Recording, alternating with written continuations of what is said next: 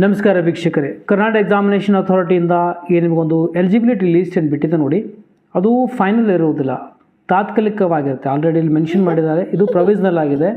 Okay, final list ಭಾಳ ಬೇಗನೆ ಬಿಡಲಾಗುತ್ತೆ. So actually ಹೇಳಬೇಕು ಅಂತಂದರೆ ಯಾವ ಡೇ ಮುಗಿತು ನೋಡಿ, ಮರ್ದಿನ ಆ್ಯಕ್ಚುಲಿ ಎಲಿಜಿಬಿಲಿಟಿ ಲಿಸ್ಟ್ ಬಿಡಬೇಕಾಗಿತ್ತು ಅವರು. ಸೊ ಆ ಮಕ್ಕಳಿಗೆ ಏನಾದರೂ ಅಂದರೆ ಯಾವುದೊಂದು ಡಾಕ್ಯುಮೆಂಟ್ಸ್ ಇದ್ದಿಲ್ಲಪ್ಪ ಅಂದರೆ ಅವ್ರು ಯೂಸಲಿ ಹೇಳ್ತಾಯಿದ್ರು ಅದು ಆಲ್ಟರ್ನೇಟಿವ್ ಡೇಸ್ ಬಿಡಬೇಕಾಗಿದ್ದು, ಬಟ್ ಅವ್ರು ಇಷ್ಟು ದಿನ ಬಿಟ್ಟಿಲ್ಲ, ಒಮ್ಮೆಗೆ ಈಗ ಒಂದು PDF-ನಲ್ಲಿ ಬಿಟ್ಟಿದ್ದಾರೆ. ಓಕೆ, ಸೊ ನಿಮ್ಮಲ್ಲಿ ಹೆಸರು ಇದ್ದಿಲ್ಲಪ್ಪ ಅಂದರೆ ಭಯಪಡೋ ಅವಶ್ಯಕತೆ ಇರೋದಿಲ್ಲ. ನಿಮ್ಮ ನೇಮ್ ಆಮೇಲೆ ಯೂಸಲಿ ಮೆನ್ಷನ್ ಆಗುತ್ತೆ. ಮತ್ತೊಂದು ಸಲ ಫೈನಲ್ ಒಂದು ಲೀಸ್ಟ್ ಬಿಡ್ತಾರೆ.